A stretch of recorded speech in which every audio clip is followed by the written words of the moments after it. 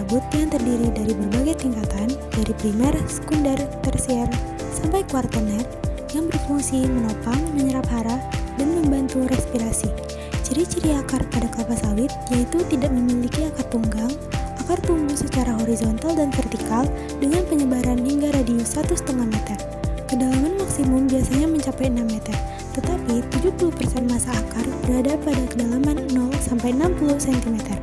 Primary roots atau akar primer keluar langsung dari pangkal batang, diameter paling besar bisa mencapai kurang lebih 1 cm, tumbuh secara horizontal dan vertikal menjauhi batang, menjadi struktur utama yang menahan tanaman.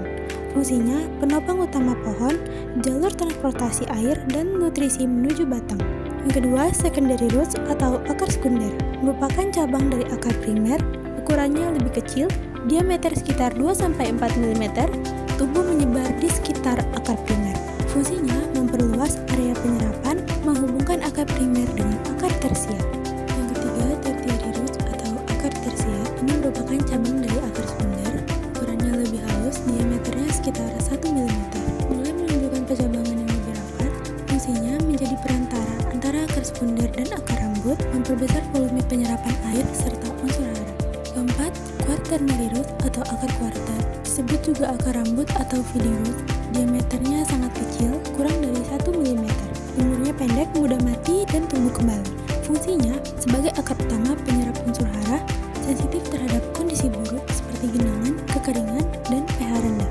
Selanjutnya, batang.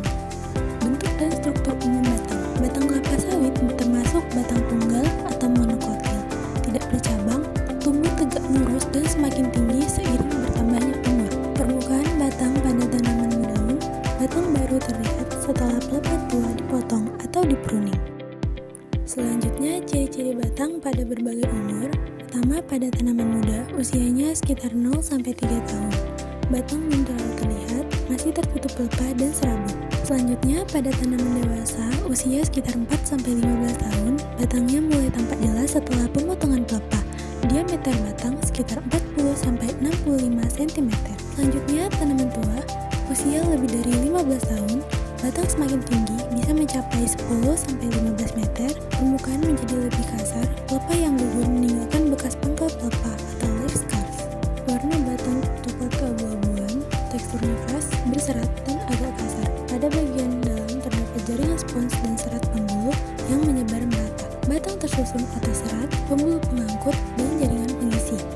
Tidak memiliki kayu sejati dan memiliki kandungan air cukup tinggi, terutama pada tanaman muda.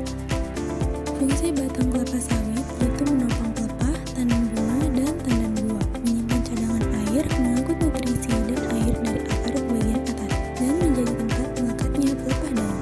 Selanjutnya, daun.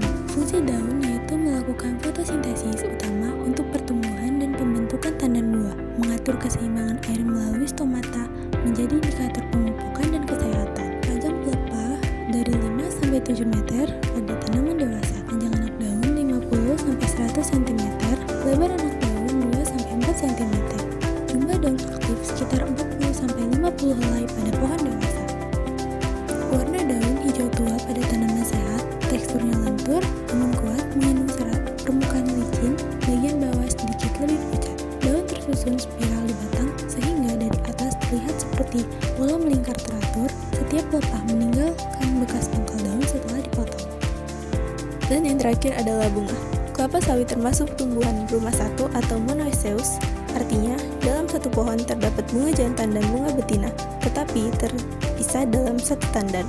Bunga muncul dari ketiak pelepah daun, tersusun dalam bentuk tandan yang disebut spadix dan awalnya terbungkus oleh spata atau seludang bunga.